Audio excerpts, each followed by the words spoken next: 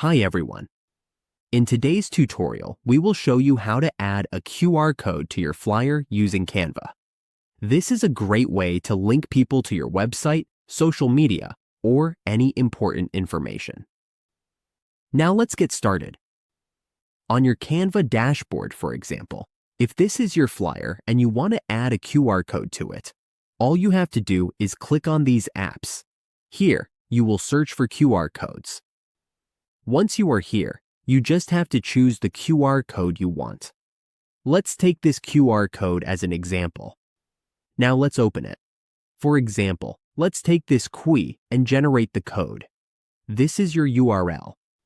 As you can see, this is now our QR code. You can resize it and put it anywhere you want. For example, it can be here in the lower right part of your flyer, or here in the upper part. It depends on your preferences. That's how you can add your QR code to your flyer on Canva. It's a simple feature that can make your design more interactive and useful.